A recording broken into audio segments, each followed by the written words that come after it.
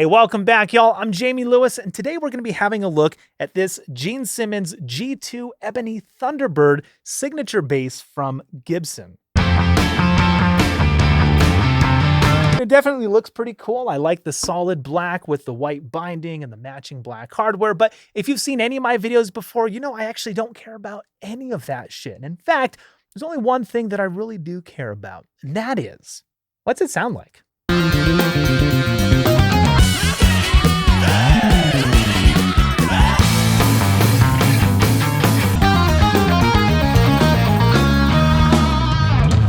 So let's just get started by playing some indie grunge rock and with a pick, which I'm assuming is a sound where this instrument's probably going to shine. And what I'm looking for here is more of a character in the low mids rather than like big body and definition. So I'm going to solo up the neck pickup. We'll leave the tone knob up 100% and let's just see what that sounds like.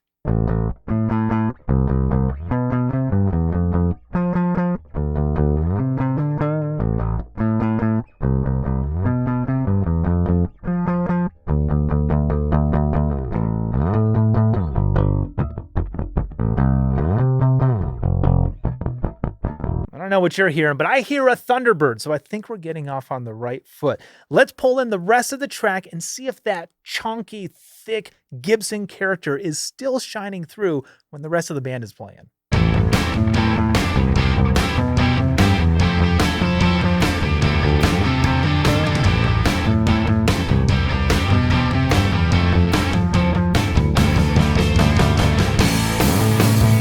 Now here's the thing, the room mics on this track are definitely creating a washiness in the low mids, and so this bass is kind of getting lost in that. So let me add just a little bit of processing, and y'all can tell me in the comments if you think I made it better or worse.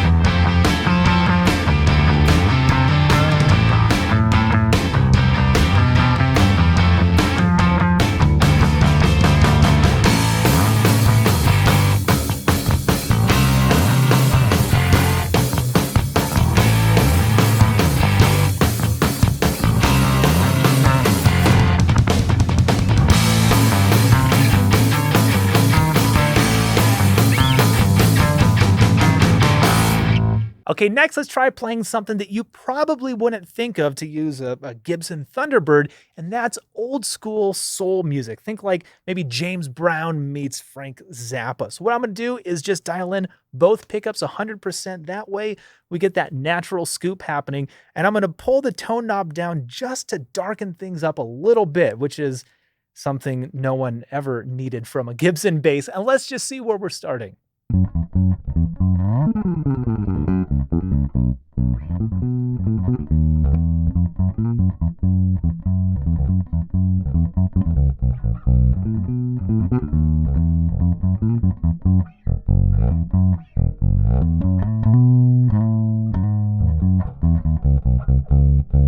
Honestly, I like what I'm hearing. I mean, there's nothing going on in the vein of mojo and vibe, and the articulation doesn't really jump out at you, but it's consistent and even sounding. But before we move on, let's pull in the track and see if we need to make any changes.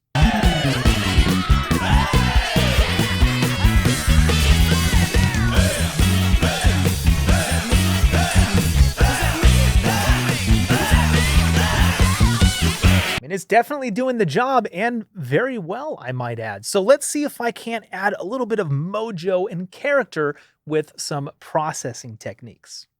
Going down, going down, going down, going down, going down.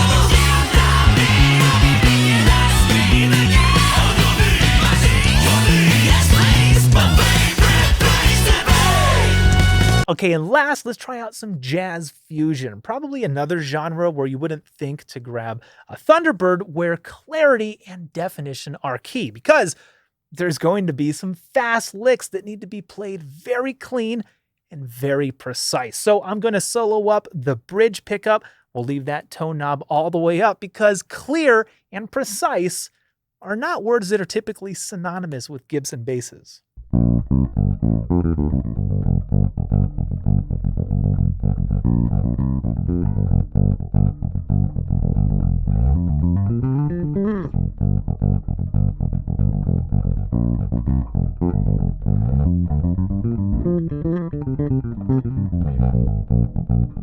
I mean, it's not bad, but it's definitely dark, and I don't know if that's going to work for this song. But before I make that decision, let's pull in the rest of the track and hear it in context.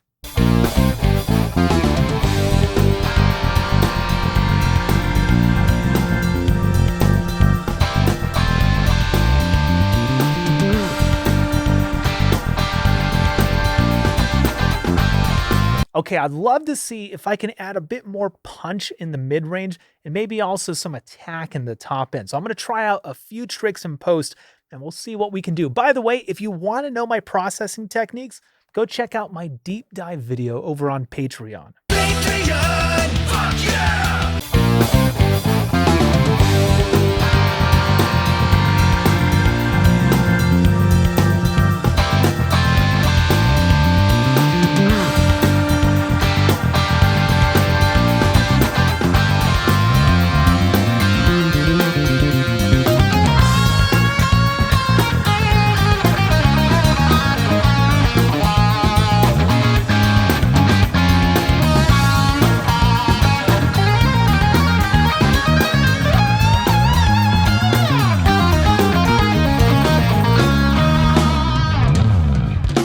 So anyways, that's what the Gene Simmons G2 signature bass from Gibson sounds like. And again, I just want to say a big thank you to Zounds for actually loaning me this bass.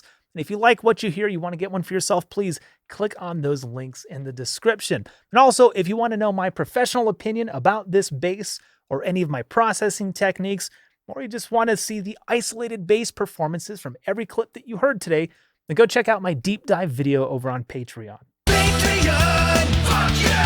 So that's it for today. Thank you so very much for watching. Thank you for your support. Please like and subscribe. Make sure you turn on notifications. Come hang out with me on Patreon. That's the place to be, and stay well. We'll see you next time.